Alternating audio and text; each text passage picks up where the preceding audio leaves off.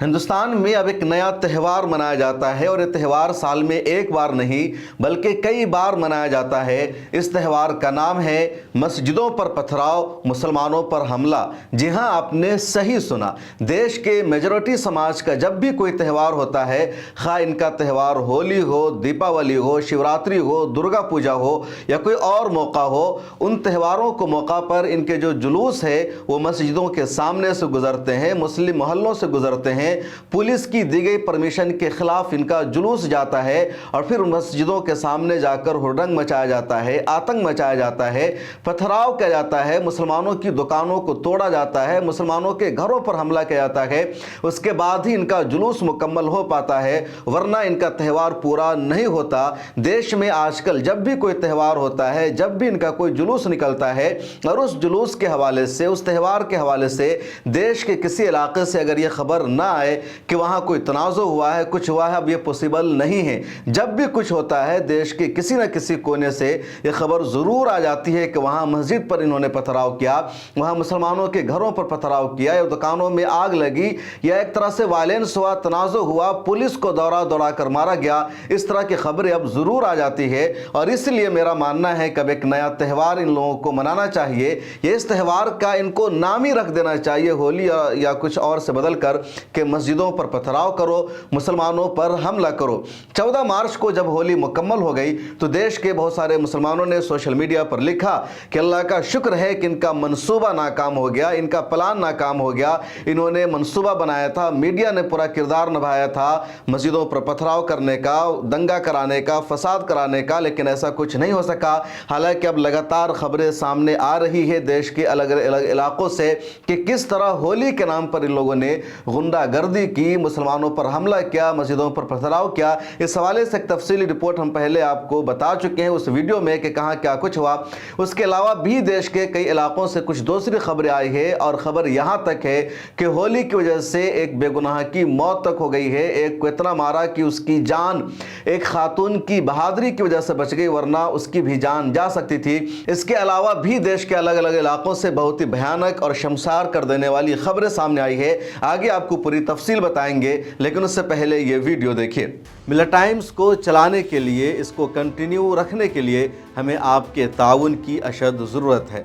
पिछले रमज़ान में आपने हमारा साथ दिया था, इस साल भी हम आपसे दरख्वास्त करते हैं कि रमज़ान में मिलत टाइम्स को सपोर्ट करें ताकि हम अपना काम मज़ीद बेहतर तरीके से जारी रख सकें। अकाउंट की तफसील आपके स्क्रीन पर मौजूद है, गूगल पे, फ़ोन पे और पेटीएम नंबर भी मौजूद है, इसके ज़रिए आप हमारी मदद कर सकते हैं। और आइए अब आपको बताते हैं कि 14 मार्च का और क्या कुछ हुआ। 14 मार्च के हवाले से भी खबर सामने आई है उत्तर प्रदेश के उन्नाव से, जहां मोहम्मद शरीफ की बेटी ने, उनके रिश्तेदारों ने इल्ज़ाम लगाया कि होली की वजह से उनके वालिद मोहम्मद शरीफ की मौत हो जाती है। उन्होंने मीडिया से बातचीत करते हुए तफसीलात बताई और कहा उनके वालिद कहीं जा रहे थे, होली खेलने वाले ने उनको रास्ते में पकड़ लिया, उन पर रंग डाला, उन्होंने रंग से बचने की कोशिश की लेकिन इसको उन लोगों ने नहीं माना, उनके साथ बदतमीज़ी की, उनके पर्स को छीन लिया। उनके पर्स में 5000 रुपया था और उसके बाद उन लोगों ने इतना मारा कि उनकी मौत हो जाती है। आप सुनिए उनकी बेटी को और फिर उनके भतीजे को। तक गए, वहाँ पे लोगों ने जबरदस्ती करी, बदतमीजी करी, उनके ऊपर रंग डाला। जब उन्होंने मना किया तो उनको खींचा गया, मारा गया, जबरदस्ती उनके साथ बदतमीजी करी गई, उनको धोखा दिया गया, उनके पर्स छीन लिया गया, उनके पास में 5000 रुपए थे वो सब निकाल लिया गया, उनके ऊपर रंग डाला गया, उनको बेहोश कर दिया गया। आज वो इस हाल में, हम 5 बहनें, हमारा छोटा भाई है। कहाँ गए थे, किस काम से निकले थे? बाहर किसी काम से गए हुए थे वो, सुबह के टाइम 11 बजे।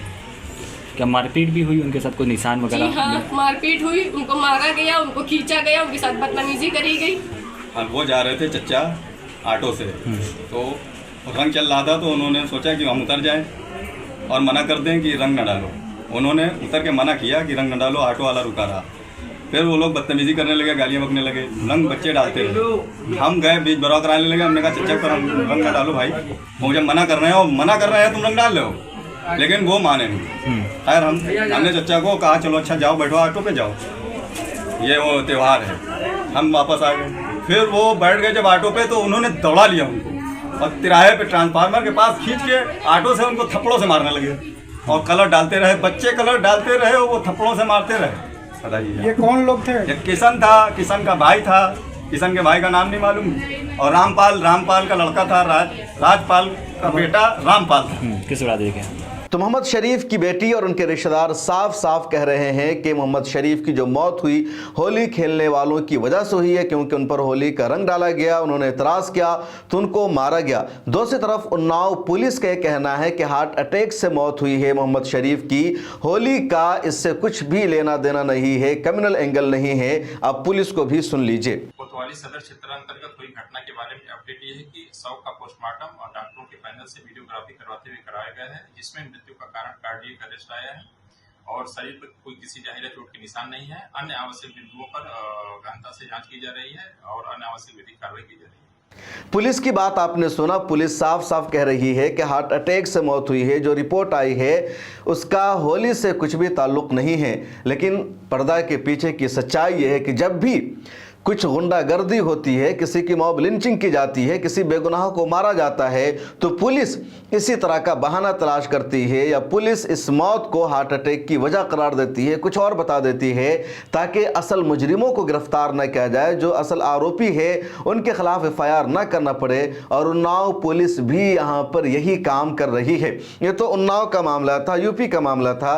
यूपी के अलावा एक और खबर पंजाब से आई। पंजाब के लुधियाना में बहुत ही तारीखी मस्जिद है, पुरानी मस्जिद है, और उस मस्जिद पर पथराव हुआ और प्री प्लान पथराव किया गया। इस मर्तबा होली और जुमा एक साथ आ गया और इसी को लेकर के देश में लगातार बहस भी हुई। संभल के CEO अनुज चौधरी का बयान आ गया था कि होली साल में एक मर्तबा आती है, इसलिए होली हर हाल में खेली जाएगी, पूरी शान और शौकत के साथ खेली जाएगी। मुसलमान अपने घरों से बाहर ना निकले, घर में ही जुमा की नमाज पढ़ें, और अगर वो घर से बाहर निकलते हैं और उनके ऊपर रंग डाला जाता है तो उसके लिए किसी के खिलाफ कोई एक्शन नहीं लिया जाएगा, ना उनको किसी तरह की शिकायत का कोई मौका होगा कि उन पर क्यों रंग डाला गया। इस पर मुसलमानों ने भी एक तरह से अपनी नमाज का टाइम बढ़ा लिया, लगातार मशवरा सामने आया, लेकिन अब सच्चाई सामने आ गई है कि उन लोगों ने खुद होली के मौका पर मस्जिदों पर हमला करने का प्लान बनाया था, माहौल ख़राब करने की कोशिश की थी।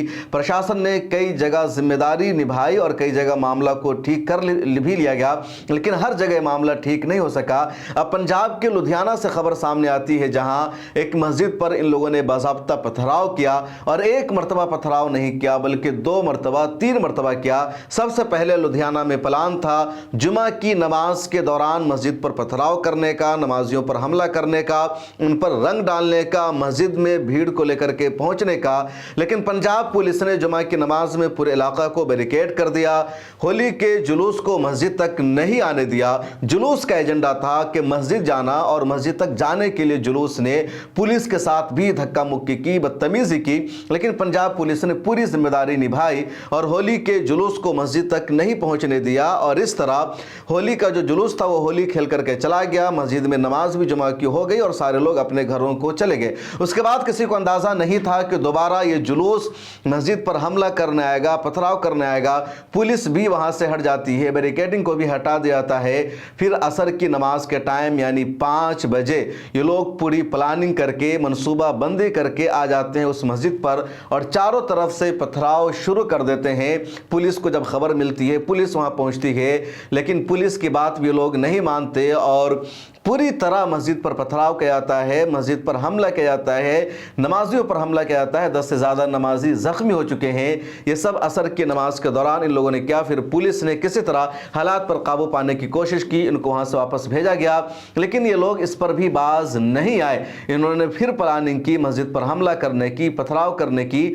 और इफ्तार के वक्त यानी लोग जब इफ्तार कर रहे थे, नमाज मगरिब की हो रही थी, उस दौरान दोबारा से शरपसंद अनासिर आ जाते हैं, मस्जिद पर पथराव कर देते हैं। सीसीटीवी की जो वीडियो सामने आई है उसमें साफ देखा जा रहा है कि पूरा पत्थर ये लोग लेकर के आते हैं और पत्थर फेंकना शुरू कर देते हैं और मस्जिदों को और इस मस्जिद को हर तरफ से टारगेट किया जाता है। फिर पुलिस आती है और किसी तरह माहौल को काबू में करने की कोशिश करती है। ये लुधियाना का वाक़या है। इसी तरह का वाक़या रत्नागिरी के राजापुर का मैंने आपको बताया था कि वहाँ होली से 2 दिन पहले ही भीड़ पहुँचती है और मस्जिद के दरवाजे को लकड़ी से तोड़ा जाता है और इतनी बेदर्दी से तोड़ा जाता है जैसे किसी किला को इन्होंने फतह करने का मनसूबा बनाया हो। एक फौज फौज किसी दुश्मन के किले पर कब्जा करना चाहती हो, उस तरह का मंजर था रत्नागिरी का। और कहीं भी किसी भी तरह का कोई सख्त एक्शन पुलिस की तरफ से नहीं लिया जा रहा है। एक और मामला उत्तर प्रदेश के बागपत से सामने आया। मिरर टाइम्स पर उसकी ग्राउंड रिपोर्ट भी सामने आई है, आप जाकर जरूर देखिए। जहां मोहम्मद शमीम नाम का एक शख्स कहीं से गुजर रहा था, वहां पर होली खेलने वालों ने उससे उसका नाम पूछा, और जब उसने नाम मोहम्मद शमीम बताया तो इन होली खेलने वालों को लगा कि मुसलमान है। फौरन उस पर इन लोगों ने अटैक कर दिया और इतना मारा कि उसको उन लोगों ने वहीं पर मुर्दा समझ लिया, और मुर्दा समझकर ये शरपसंद अनासिर, ये दंगाई वहाँ से चले जाते हैं। उसी दौरान एक मुसलमान महिला है जिसका नाम है नफीसा, उसने वीडियो बना लिया इस पूरे वाक़या की, क्योंकि छत से वो देख रही थी। उसके बाद वो नीचे आती है, उसको बचाने की कोशिश करती है, उसको कहीं लेकर के जाती है और फिर उस शख्स की जान बच पाती है। मिरर टाइम्स के नुमाइंदा मजहर आलम ने मोहम्मद शमीम से और इस खातून से बातचीत की है, आप देखिए। अच्छा, ये बताइए हुआ क्या था पूरा मामला? पहले ये बताइए आपका नाम क्या है? शमीम शमीम भाई, आप कहाँ से आ रहे थे? मैं भट्टे पर भगवान भट्टे से आ रहा था जी।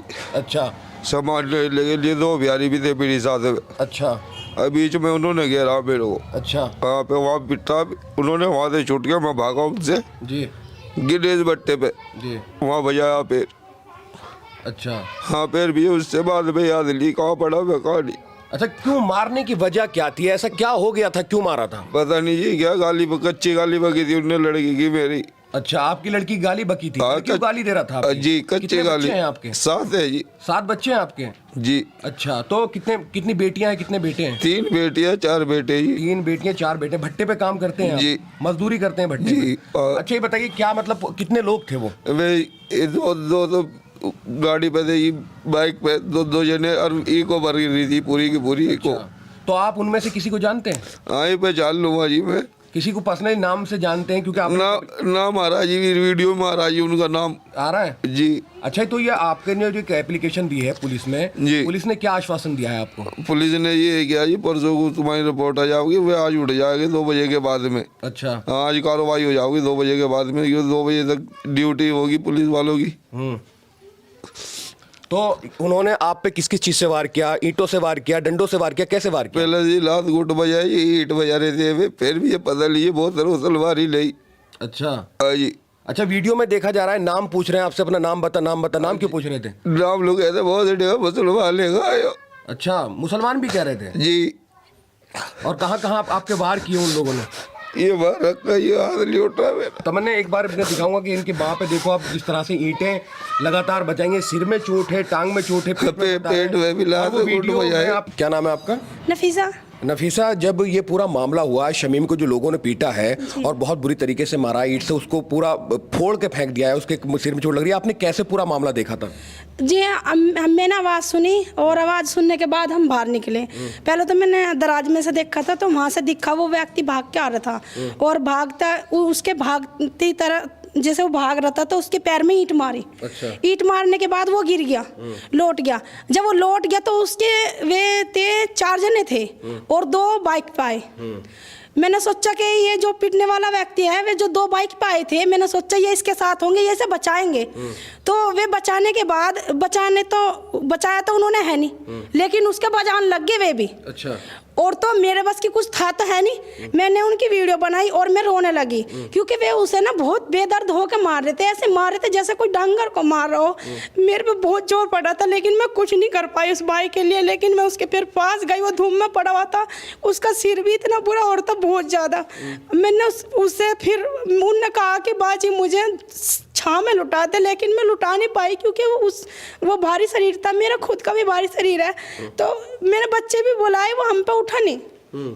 अच्छा, आपको किसी ने प्रेशर तो नहीं बनाया है अभी? नहीं, उन्होंने मुझे जाते दफा गाली दी और क्या बोल रहे थे वीडियो काट दी। मैं डरती नहीं, तुम्हारी दादागिरी नहीं चलने की, मैं नहीं काटती, मैं काटने की नहीं। और वीडियो तो कोई मतलब आपके पास नहीं आया? नहीं, अब तक मेरे पास कोई नहीं आया, मुझे कोई दिक्कत नहीं अभी फिलहाल। अच्छा, अगर कोई आपको ये डराए या धमकाए कि आप वीडियो डिलीट कर दो, या ये जो आप बयान दे रही हैं, क्योंकि आप मुझसे ही बात कर रही हैं, हो सकता है आपके पास आए, तो आगे फिर क्या होगा? आपके जो हस्बैंड शौहर हैं आपके? हाँ है। उन्होंने आपसे मना नहीं करा कि इस तरह के मामले में क्यों लग रही हो? नहीं, उन्होंने कहा था, मैंने कहा कोई अगर आपको मारने लगे तो क्या होगा।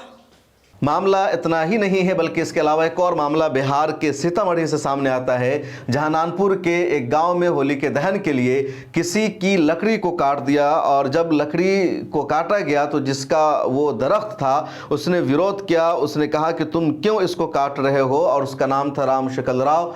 तो उसकी पिटाई की गई कि तुम होली के लिए लकड़ी काटने से मना करने वाले कौन होते हो, और इतना मारा कि राम शकल राव की वहाँ पर हत्या हो जाती है, उसकी मौत हो जाती है। इसके अलावा एक और मामला उत्तर प्रदेश के संभल से सामने आया। संभल में सख्त हिफाजती इंतजाम किए गए थे। संभल की 10 मस्जिदों पर तिरपाल लगा दिया गया था ताकि वहाँ मस्जिदों पर कोई रंग न डाले, किसी तरह का माहौल ख़राब न हो। इसके बावजूद संभल में शरपसंद अनासिर ने एक मस्जिद पर रंग से जय श्री राम लगा दिया, वहाँ पर रंग फेंक दिया, माहौल ख़राब करने की कोशिश की गई। संभल के पूरे मामला को मीडिया ने जिस तरह कवरेज दिया उससे भी यही बताया जा रहा था कि संभल में अब तक होली नहीं खेली गई, संभल में अब तक हिंदुओं को दबा कर रखा गया था और अब ये सब कुछ आज़ादी मिली है योगी राज में, जबकि पूरा का पूरा नेगेटिव प्रोपेगेंडा। और अनु चौधरी ने जिम्मेदारी संभाली थी कि संभल का माहौल ठीक ठाक रहेगा, उनका बयान भी सामने आया था। उसके बावजूद संभल की एक मस्जिद पर रंग डाला गया और रंग डालने वालों के खिलाफ अभी तक कोई कार्रवाई नहीं हुई है। झारखंड के गिरिडीह में भी इसी तरह का मामला खराब हुआ। होली का जो जुलूस निकला उस जुलूस ने मुस्लिम मोहल्लों में जाकर के बदतमीजी की, मुसलमानों के खिलाफ आपत्तिजनक नारे लगाए, माहौल ख़राब करने की कोशिश की। उसके बाद जब वहाँ के लोगों ने समझाने की कोशिश की तो उसकी भी बात इन लोगों ने नहीं मानी। फिर दोनों तरफ से पथराव हुआ, एक दूसरे की चीज़ों को नुकसान पहुंचाया गया। फिर प्रशासन ने वहां पर काबू पाने की कोशिश की। बिहार में भी कई इलाकों में इसी तरह का मामला सामने आया। इसके अलावा कई जगहों से लगातार इस तरह की फ़ोटो और वीडियो सामने आई जहां ज़बरदस्ती एक मुसलमान पर रंग डाला गया, उसको होली खेलने पर मजबूर किया गया। अब इन लोगों से सीधा सीधा सवाल यह है कि लोग अपना त्यौहार खुद क्यों नहीं मनाते हैं, मुसलमानों को क्यों मजबूर करते हैं। इस देश में 20 लाख से ज़्यादा मंदिर हैं। अब अपना जुलूस निकालने के लिए, अपना त्यौहार मनाने के लिए, पूजा पाठ करने के लिए इनको मंदिर के सामने से गुजरना था, मंदिरों में जाना था, लेकिन ये मंदिरों तक जाने के बजाय, मंदिरों के सामने से गुजरने के बजाय ये मस्जिदों के सामने से जाते हैं, वहां हुड़दंग मचाते हैं। आखिर ऐसा क्यों? इनकी आस्था मंदिरों में है, लगातार मंदिरों की तामीर हो रही है, मस्जिदों को हटा करके वहां मंदिर बनाए जा रहे हैं, मस्जिदों में मंदिर की खोज की जा रही है, हर मस्जिद के नीचे ये शिवलिंग तलाश कर रहे हैं। दूसरी तरफ ये अपना त्यौहार मनाने के लिए, पूजा पाठ करने के लिए मंदिरों के पास से गुजरने के बजाय ये मस्जिदों के पास जा रहे हैं। आखिर क्यों? जबकि इस देश में जैसा कि मैंने कहा 20 लाख से ज़्यादा मंदिर पाए जाते हैं। मस्जिदों की तादाद तो मंदिरों के मुकाबले में बहुत कम है और तकरीबन 3 लाख से ज़्यादा मस्जिदों की तादाद इंडिया में नहीं है। इसके बावजूद ये वहाँ से नहीं गुजरते। मुसलमानों ने इस हिंदुस्तान पर 800 सालों तक हुकूमत की है और कभी भी कोई भी एक वाक़या नहीं मिल सकता कि कभी किसी मुसलमान ने किसी हिंदू को इस्लाम अपनाने पर मजबूर किया हो, उसको नमाज पढ़ने पर मजबूर किया हो, उसको ईद में शामिल होने पर मजबूर किया हो। लगातार ये देखा जाता है कि मुसलमानों से कहा जाता है कि तुम आओ, भाईचारा निभाओ, हमारे साथ होली खेलो, हमारे साथ दीपावली मनाओ, हमारे साथ जुलूस में निकलो, तुम जय श्री राम बोलो। जबकि मुसलमानों ने कभी भी किसी भी हिंदू को ईद की नमाज पढ़ने पर मजबूर नहीं किया, कभी भी किसी को जुमा की नमाज पढ़ने पर मजबूर नहीं किया। आपने कभी भी नहीं देखा होगा कि ईद की नमाज पढ़कर मुसलमान निकल रहे हो और निकलते वक्त वो किसी मंदिर के सामने जाकर के जश्न मनाते हो, वहाँ वो सवैया तकसीम करते हो, वहाँ वो खुशियाँ मनाते हो। न कभी आपने ये देखा होगा कि मुसलमान ईद की नमाज पढ़ने जा रहे हो और रास्ते में हिंदुओं का घर मिलता हो तो उनको ज़बरदस्ती वो पकड़ते हो और कहते हो कि चलो तुम भी हमारे साथ ईद मनाओ। बल्कि मुसलमान ईद की खुशियों में तो उनको शरीक करते हैं, उनको गिफ्ट दे देते हैं, उनके घर सवैया भिजवा देते हैं, लेकिन इबादत में कभी उनसे वो आने की अपील नहीं करते और न ये इस्लाम चाहता है क्योंकि इस्लाम के ख़िलाफ़ भी है। लेकिन दूसरी तरफ मुसलमानों के साथ ये ज़बरदस्ती करते हैं। आखिर क्यों? और मुसलमानों ने कभी भी ऐसा नहीं किया। जब मुसलमानों का उरूज था, मुसलमानों की हुकूमत थी, मुसलमानों ने 800 साल तक भारत पर राज किया है और उन मुस्लिम हुक्मरानों के दरबार में जो बड़े बड़े मिनिस्टर और ओहदों पर फायज थे वो इन्हीं के लोग होते थे। इसके बावजूद कभी भी उन्होंने इनके साथ ऐसा दबाव नहीं बनाया। ये इनके साथ ऐसा कर रहे हैं, आखिर क्यों? और इसीलिए जैसा कि मैंने शुरू में कहा कि अगर इनका यही मंशा है, भारत में 20 लाख मंदिरों के होने के बावजूद ये मंदिरों के सामने से गुजरने के बजाय मस्जिदों के सामने से गुजरते हैं, मस्जिदों के सामने जाकर के हुड़दंग मचाते हैं, आतंक मचाते हैं, पथराव करते हैं, मुसलमानों के साथ बदतमीजी करते हैं, मुसलमानों पर हमला करते हैं, मुसलमानों की दुकानों को तोड़ते हैं, मुसलमानों के घरों को नुकसान पहुंचाते हैं, तो फिर इनको चाहिए कि अपने जुलूस का, अपने त्यौहार का नाम ये यही रख लें कि मस्जिदों पर पथराव करना है, मुसलमानों पर हमला करना है, मुस्लिम महल्लों में जाकर के आतंक मचाना है, और इसी से शायद इनकी जो भावना है वो पूरी हो जाएगी, इनकी जो आस्था है वो पूरी हो जाएगी, इनके दिलों को तसल्ली मिल जाएगी। तो इनको अब ये अलल ऐलान ही करना चाहिए, इसका नाम रख देना चाहिए। इस वीडियो में इतना ही। आपकी क्या राय है कमेंट सेक्शन में जरूर लिखिए। मिल्लत टाइम्स को जारी रखने और मजबूत बनाने के लिए हमारी आर्थिक सहायता कीजिए। ये एक आजाद मीडिया हाउस और कमजोरों की आवाज है। आप हमें देखें, सुने, पढ़ें और हर महीने ज्यादा नहीं, सिर्फ 100 रुपए से मदद करें। डिटेल्स डिस्क्रिप्शन में मौजूद हैं।